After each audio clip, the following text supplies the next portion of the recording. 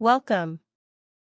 Today we are discussing Module 4.1, Introduction to Vector Databases, Theory. Here is a quick look at where we are in our curriculum. Welcome back to our Generative AI channel. Today, I will guide you through Module 4.1, where we unlock the incredible science of vector databases. Imagine trying to find similar images or finding the semantic meaning of a paragraph using standard SQL queries. It is mathematically and computationally highly inefficient. As lead curriculum director, I want you to understand that modern LLMs convert complex real-world concepts into large arrays of numbers called embeddings. In this lecture, we will explore why standard transactional databases struggle with these embeddings and how vector databases have revolutionized modern semantic search pipelines. To understand the core architecture of vector databases, let's compare how data flows through them. In a standard database, your search queries look for precise table matches. In a vector database system, unstructured data goes through an embedding model first, turning into high-dimensional coordinate vectors. When a user queries this system, the query itself is converted into a vector, and the database computes spatial closeness instead of text matching. Make sure to check the link in the description to download the architecture diagram and script for your study notes. Now, let us talk about the mathematics that powers these vector engines. When searching for similarities, we don't look at exact characters.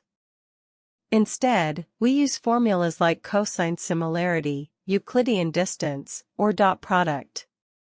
Cosine similarity is highly preferred in natural language processing because it focuses purely on the direction and orientation of the vectors, ignoring document length discrepancies. If you want to understand these spatial relationships visually, check the link in the description to download the architecture diagram and script. How do vector databases achieve sub-millisecond search latencies? The answer lies in indexing. Instead of comparing a query vector to every single entry in the system, which would be a painfully slow O(n) search, databases use ANN algorithms. Algorithms like HNSW build multi-layered graphs where search queries can skip huge portions of the database, navigating directly to the nearest cluster. This is exactly how production systems maintain lightning-fast response times even under heavy, enterprise-scale loads. Let us bridge theory and reality with actual code. I have written a production-grade Python simulation using NumPy that calculates the exact cosine similarity between a mock query and a mini database of document embeddings. This script will show you how high-dimensional vectors are evaluated in the real world.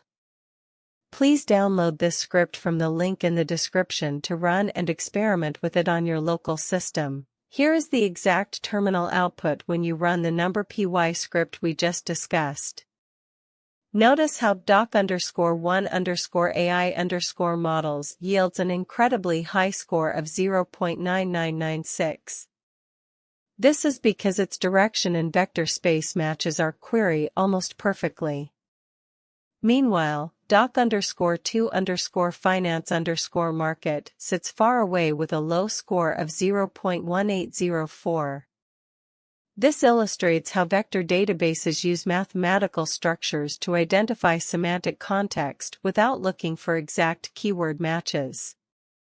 Check the link in the description to download the architecture diagram and script. Let us take a deeper architectural look at how a professional vector database manages write and read paths. On the right side, documents are split into clean chunks, passed to embedding APIs, and written to persistent storage alongside the fast index structure. On the read query path, when a search request lands, it bypasses heavy disk scans and interacts directly with high-performance graph algorithms to locate matching entries instantly. Please check the link in the description to download this architecture diagram and script to study this flow offline. Now that you have mastered the underlying theory, mathematical formulas, and indexing strategies behind vector databases, you are ready to put this knowledge to work. I am thrilled to invite you to our next lecture. In our very next upcoming video, Module 4.2, Storing and Querying Vectors in ChromaDB, Practical, I will show you how to set up ChromaDB, load real datasets, generate embeddings, and perform semantic queries in a real Python environment. I will see you in the next lecture. Make sure to subscribe and stay tuned.